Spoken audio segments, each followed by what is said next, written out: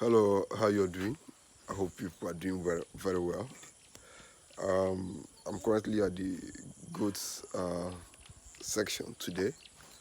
I just came to the farm now. That's why I'm still looking neat. I'm still looking neat for now. Before I go out of this farm, I know that my looks are going to change. So today I'm talking about simple ways to feed goats. Now let's be honest to ourselves. I think for me, I think the easiest livestock to raise when you compare the 4 men, or shall I say 5 men livestock we raise here in Nigeria. We talk about cattle, talk about pigs, talk about goats, we talk about chicken, and probably sheep.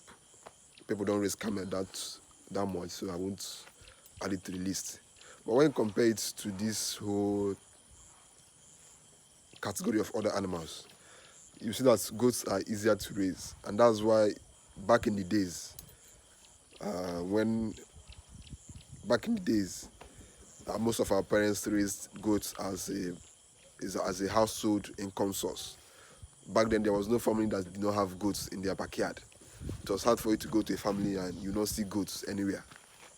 So, as you know, I have a few number of goats here. I was planning to uh, make the number of goats at the farm up to 50 by the end of this year, but due to uh, some lack of preparation, because you can't house 50 goats without making arrangements for their food.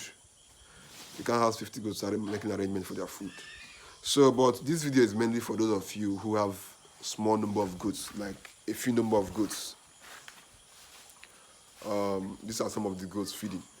So this video is for some of you people who don't have high number of goats.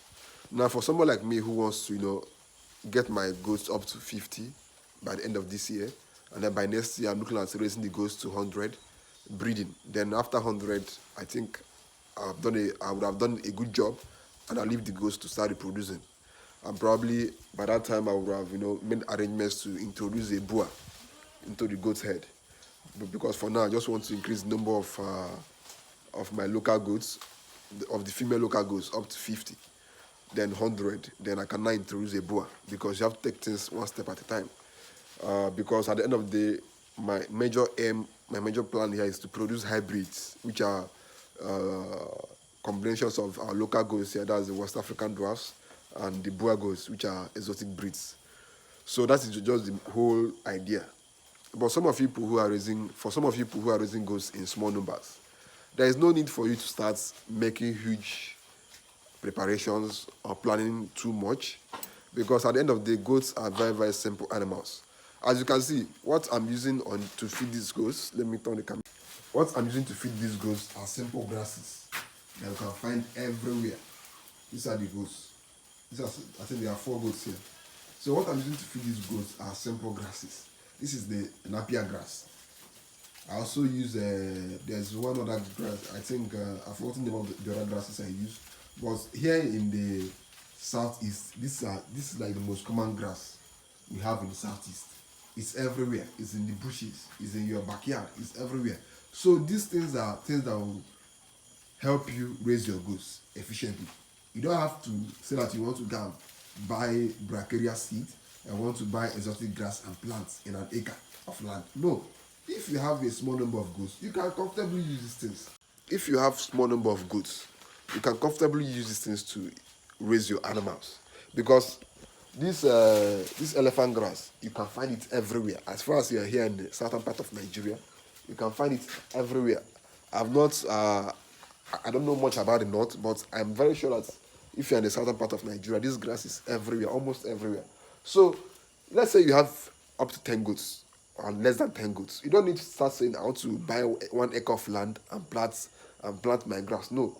For example, now I can't bring 50 goats into this farm if I've not planted my own grass. So that's why I'm taking a break from bringing in new goats to the farm, because I was actually planning on bringing 50 goats before this year runs out. But you can't bring in 50 goats and still be going outside every day to look for grass. No, you have to have your own acre of land or something like that where you plant your own grass. and probably a grass that can grow efficiently and regrow efficiently within a short period of time. So that's why after that, before I bring in that number of goats here, for now I have 20 something goats. So before I make it up to 50, I have to find a way. I have to plant my own grass. I know that at the end of the day, I can call my workers, or go to this place, cut down all these grasses, dry them up, and bring them back to the farm as hay. Then we dry it, and then we feed. We can always have constant feed to feed to the animals. So as we won't go out every day to go and start looking for where we cut fresh grass to feed to these animals. But if you are raising small number of goats, it gets even easier. All you have to do is, if you're not around, you pay people money to cut grass for you. Currently, the guy that is working on this farm, that is bringing grass for these animals, I don't pay the guy because there are 20 something goats here. I don't pay the guy not more than, I don't pay him more than 7,000 naira every month. So it's something that you can easily do. You can easily do it if you have the interest to do it. But what I will always advise people is that if you are planning on doing goat farming at a commercial level, you need to have your own grass field. For example, by April next year, I'll be planting, or even before then, I have a 20 plus of land. That's almost like a hectare or so. But I know it's 2.5 acres of land. But I'll take it step by step. It's not as if I'm going to plant everything at the same time. I'll be planting that's the bracharia grass. And now the difference between the bracharia grass and the Napier grass is that the Napier grass grows slower when compared to the bracharia grass. A bracharia grass, if you cut it down today, in the next 1 month, it has regrown to a very, very, at least to 1 meter in height. But what do they call it? The Napier grass takes much longer to regrow. If it takes bracharia grass 1 month to regrow, it could take this Napier grass over 2 or 3 months to regrow. And you don't have that much luxury of time because your animals are always feeding. They have to feed every day. They have to feed each day. So you need to always feed them grass. So these are some of the goats. They are doing very well on the Napier grass, but at the end of the day, you still have to incorporate a grass that is richer in nutrients, such as the bracharia grass, Penicum grass, Chloris guyana, and so many other grass. But here in Nigeria, I think the best so far should be the bracharia grass. So you need all these things to efficiently raise your goats, because that is the whole aim of saying that you want to do goat farming, to make your goats to grow faster in a short period of time. So that's basically the whole idea of feeding your goats in a simple way. You don't need to have your own grass field. You don't need to say that you want to buy 1 acre of land where you plant your grass. No, you just need to know what you are doing, employ somebody, or bring in the grass from outside. There's grass everywhere. We are in the southern part of Nigeria. We have rainfall almost all year round. This is almost this is October, I think so. This is October.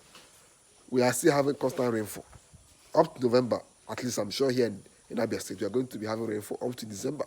So there's no way we can lack grass. Grass is everywhere. But if you're doing commercial goat farming in large size, then you need to have your own grass field where you can go and say that you want to cut 8 tons of grass today, and you cut it down. Not this one that you go from here to here. You cut small here, you cut small here, you cut small here. No, you need to plan yourself and do your goat farming very well, and then you get it right.